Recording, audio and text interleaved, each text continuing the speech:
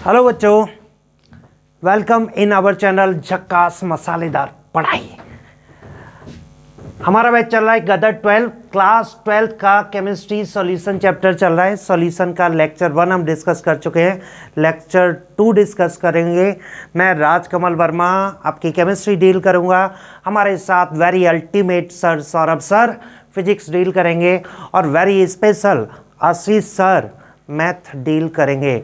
ठीक है बेटा, तो चलिए तैयार हो जाते हैं अपने चैप्टर में और बीच बीच में हम कुछ झकास ज्ञान भी देते रहेंगे ताकि आप अटेंटिवली होकर सुने और उनको अप्लाई करें, क्योंकि इस बार का एग्ज़ाम ना आप लोगों के लिए बहुत स्पेशल एग्ज़ाम है। अभी तक जितने भी एग्ज़ाम दिए वो थे सब्जेक्टिव, लेकिन अब एग्ज़ाम हो रहा है ऑब्जेक्टिव।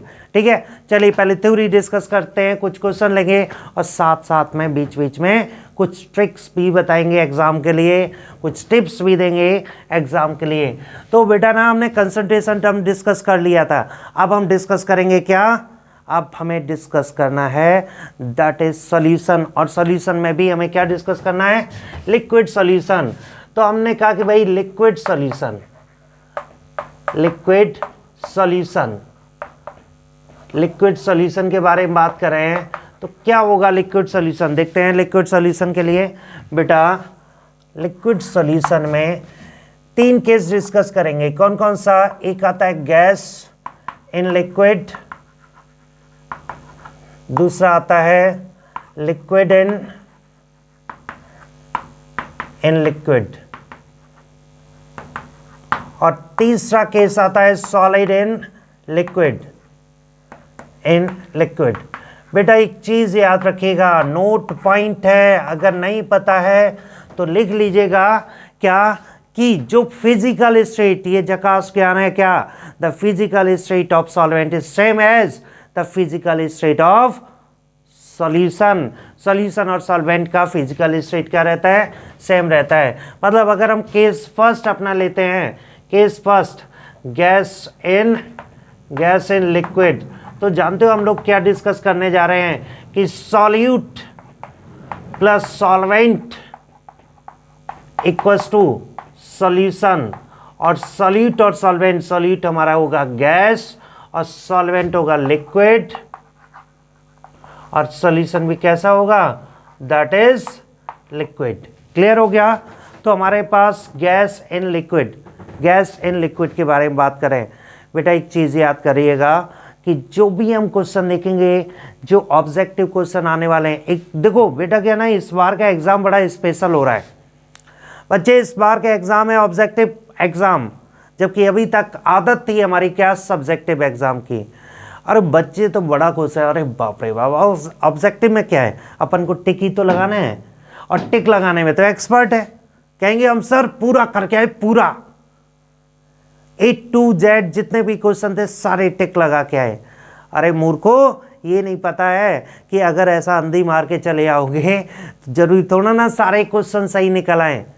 जब सब्जेक्टिव क्वेश्चन सॉल्व करते थे उसमें अगर हम फॉर्मूला भी लिखते थे तो कुछ ना कुछ पार्शियल मार्किंग मिलती थी हमें। यहाँ पर तो वो भी चांस नहीं है, क्वेश्चन गया तो नंबर गए, क्वेश्चन करेक्ट है तो नंबर मिलेंगे। तो बेटा ये जरूर दिमाग में बिठा लो कि क्वेश्चन जो हैं वो ऑब्जेक्टिव आएंगे, और ऑब्जेक्टिव सॉल्व करने का एक ही तरीका, जितनी ज़्यादा प्रैक्टिस करिए, प्रैक्टिस आपको परफेक्ट बना देगी। तरीके, कई सारे तरीके दिमाग में आएंगे। अच्छा ये वाला क्वेश्चन ऐसे भी सॉल्व होगा, फिर कहेंगे अच्छा ये वाला ऐसे नहीं होगा लेकिन ऐसे क्वेश्चन सॉल्व हो जाएगा। ठीक है, चलिए आगे लेते हैं। एक टर्म आएगा इसमें सॉल्युबिलिटी। क्या टर्म आएगा? सॉल्युबिलिटी। सॉल्युबिलिटी, देखिए सॉल्युबिलिटी टर्म ना सैचुरेटेड सॉल्यूशन के लिए। किस टाइप के सॉल्यूशन के लिए? सैचुरेटेड। कई लोगों के दिमाग में चल रहा होगा ये सैचुरेटेड सॉल्यूशन क्या है।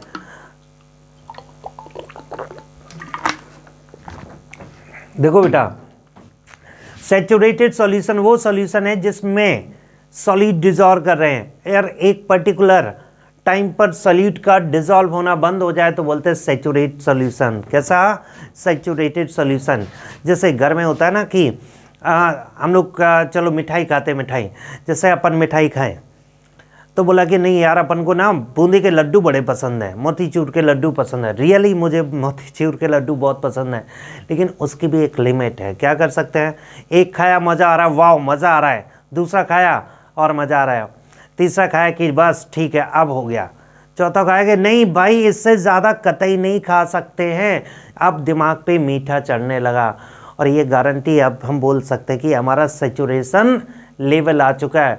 और कोई अगर बोल दे कि नहीं ये तो खाना ही है एक मेरी तरफ से, और तो जानते दिमाग में क्या कहता है, इससे ज़्यादा खिला मत देना नहीं तो थप्पड़ मार देंगे, नहीं तो क्या लगेगा, थप्पड़ मार देंगे।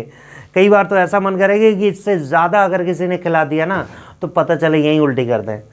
तो बेटा क्या है ना, सैचुरेटेड मतलब हम क्या हो चुके हैं, सैचुरेट हो चुके हैं। यही कहानी होती है saturated solution. Solubility is the concentration term for saturated solution. किसके लिए, सैचुरेटेड सॉल्यूशन के लिए। मतलब ऐसा सॉल्यूशन जहां पर और ज़्यादा अमाउंट सॉलिड डिसॉल्व ना हो पाए। यहाँ पर गैस की सॉल्युबिलिटी के बारे में बात करें कि गैस की सॉल्युबिलिटी लिक्विड में, तो हम यहाँ बता सकते हैं कि the amount of solid present in particular amount of solvent to make it saturated is known as the solubility of the given solute in given solvent। ठीक है, अब आता है सॉल्युबिलिटी के बारे में बात करें तो फैक्टर्स किन किन पे डिपेंड करेगा, तो हम यहां पर, ये बहुत इंपॉर्टेंट है, factors affecting solubility of gas, solubility of gas in liquid। तो बेटा सुन भी लीजिएगा, आप लोग सुनेंगे भी, और जो लगे कि नहीं ये नोट करना है वो पॉइंट नोट कर लेंगे। पहला फैक्टर है नेचर ऑफ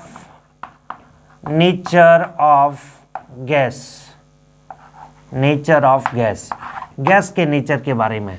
देखो बेटा, गैस के नेचर के बारे में बात करें, अगर आपसे पूछा जाए क्या सारी गैसेस हर तरह के सॉल्वेंट में डिसॉल्व हो सकती है, तो आंसर है yes.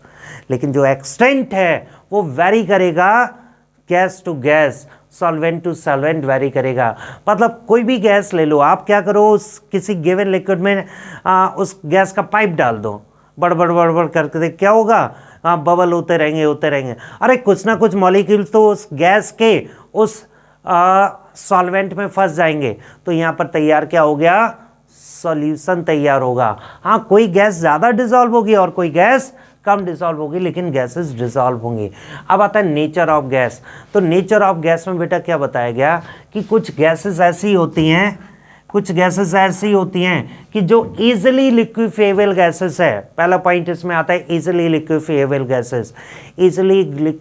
Gases will be more solvable than other gases of comparable molecular mass in a particular solvent. मतलब एक तरह का हमने सॉल्वेंट लिया और उसमें एक से ज़्यादा टाइप की हमने गैसेस को डिसॉल्व किया, तो देखा कि जिसका क्रिटिकल टेम्परेचर, अब हम पहुँचे 11th क्लास में, बहुत ज़्यादा नहीं बताएंगे, बस इतना बताएंगे, जिसका क्रिटिकल टेम्परेचर ज़्यादा होता है वो गैस क्या हो जाती है, वो गैस ज़्यादा आसानी से लिक्विफाई हो जाती है। और जो गैस आसानी से लिक्विफाई हो जाए वो गैस रिलेटिवली ज़्यादा सॉल्वेबल होती है of comparable mass of other gas. मतलब क्या बोल सकते हैं कि द गैस, सुन लीजिएगा, कि the gas which can be liquefy easily will be more solvable than other gas of comparable molecular mass. एक पॉइंट याद रखिएगा, एक तो हो गया कि किसके बारे में बताया, दैट इज लिक्विफाइबल। ठीक है, दूसरा पॉइंट आता है कि कोई गैस ना सॉल्वेंट में जाके आयोनाइज हो जाए, वो भी गैस क्या होगी, ज़्यादा सॉल्वेबल होगी। जैसे HCl है, उसी का कंपेरेबल मॉलिक्यूलर मास की दूसरी गैस ले लें तो HCl में पानी में जाते ही H+ और Cl- में टूट जाएगा। इसका मतलब क्या होगा, ये वाली गैस ज़्यादा सॉल्वेबल होगी। पॉइंट क्लियर हो रहा है। तो ये सॉल्युबिलिटी के बारे में बताया गया। ठीक है, तो एक पॉइंट डिस्कस किया हमने, नेचर ऑफ गैस। अब आता है दूसरा पॉइंट, आता है nature of solvent. Nature of solvent. Next point आता है नेचर ऑफ सॉल्वेंट। तो बेटा एक बात मैं बता दूं, इसमें कंसेप्ट जो लगता है that is like dissolves like. क्या करेंगे? Like dissolves like. अब क्वेश्चन आता है what is like dissolve like, मतलब ऑर्गेनिक है तो ऑर्गेनिक में ज़्यादा सॉल्वेबल होगा, इनऑर्गेनिक है तो इनऑर्गेनिक में ज़्यादा सॉल्वेबल होगा, और ऐसे ही अगर पोलर गैस है तो पोलर सॉल्वेंट में ज़्यादा सॉल्वेबल होगा, नॉन पोलर में सॉल्वेबल हो गया।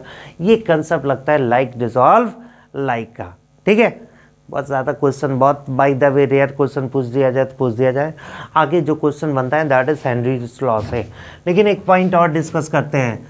तो पहला पॉइंट हो गया नेचर ऑफ गैस, दूसरा पॉइंट हो गया नेचर ऑफ सॉल्वेंट, और तीसरा पॉइंट हो गया टेम्परेचर।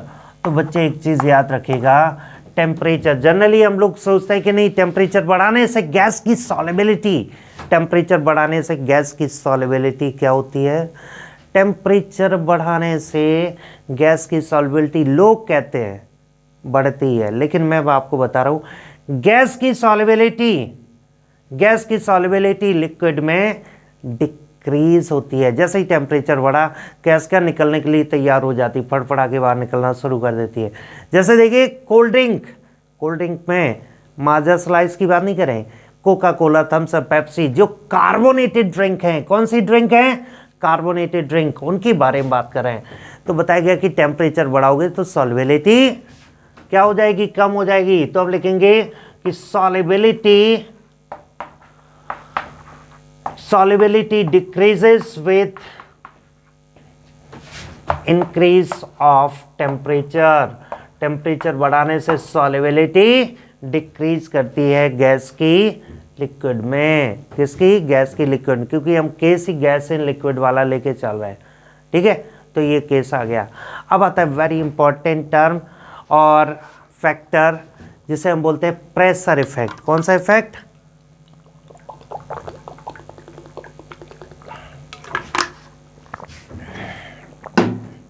Pressure effect. चौथा है प्रेशर, चौथा फैक्टर है प्रेशर। और प्रेशर के लिए तो एक रूल दिया गया दैट इज हेनरीज लॉ। क्या दिया गया बेटा? Henry's law. तो क्यों ना हम हेनरीज लॉ देखते हैं।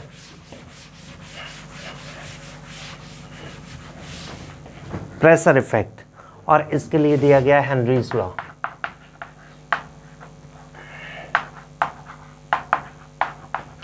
देखिए नाम से ही लग रहा है कहीं ना कहीं आइडिया होगा कि जितना ज़्यादा गैस का प्रेशर लगाएंगे उतना ही ज़्यादा गैस डिसॉल्व होगी। जितना ज़्यादा गैस का प्रेशर लगाएंगे उतना ही ज़्यादा गैस डिसॉल्व होगी। पॉइंट समझ में आ रहा है?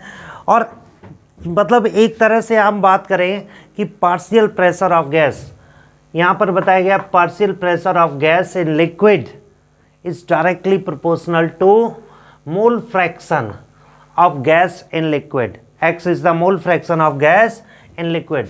तो P is equals to बोला गया P is equals to KH2X। P is equals to KH into S, जहाँ पर KH दिया गया हेनरीज लॉ कांस्टेंट। क्या हो जाएगा बेटा? हेनरीज लॉ कांस्टेंट हो जाएगा। तो ये बताया गया कि जैसे जैसे पार्शियल प्रेशर, यहाँ पर P रिप्रेजेंट करता है पार्शियल प्रेशर ऑफ गैस और X रिप्रेजेंट करता है mole fraction of gas in liquid solution. ठीक है, ये रिप्रेजेंट करता है। ठीक है, अगर डिफरेंट कंडीशन में हमने कहा कि भाई पार्शियल प्रेशर चेंज कर रहे हैं, तो at different condition of partial pressure, at different condition of partial pressure, मतलब हमने लिखा P1 और P2।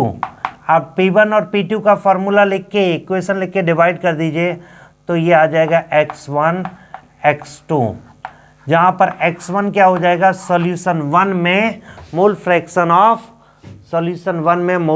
ऑफ गैस, और सॉल्यूशन 2 में mole fraction of that gas. ठीक है, तो ये किससे बताया गया? हेनरीज लॉ से बताया गया।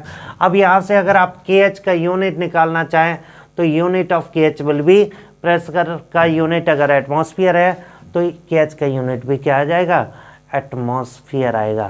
क्या आएगा बेटा, एटमॉस्फेयर आएगा। क्लियर हो गया कि नहीं। तो ये क्या बताया गया, हेनरीज लॉ के अकॉर्डिंग बताया गया। जैसे एक आध क्वेश्चन भी और सॉल्व करते हैं, डायरेक्ट सॉल्वेबिलिटी के टर्म में भी बात करते हैं कि सपोज आपसे क्वेश्चन किया गया है कि इफ, क्वेश्चन है if 20 gram CO2 is present in carbonated drink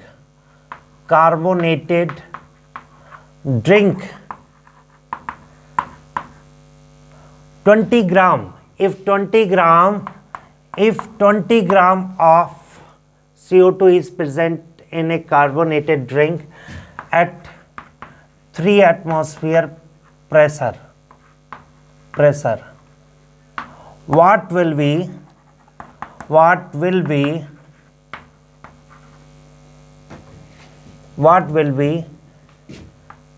amount of gas in liquid, और ये लिक्विड वाटर लिया हुआ है at 4 atm pressure, 4 atmosphere pressure. तो बच्चे देखो इसमें किस तरह से क्वेश्चन सॉल्व करेंगे। तो यहाँ पर क्या है कि अगर हम सॉल्वेबिलिटी को, इसका मतलब ये है हेनरीज लॉ ये बताता है कि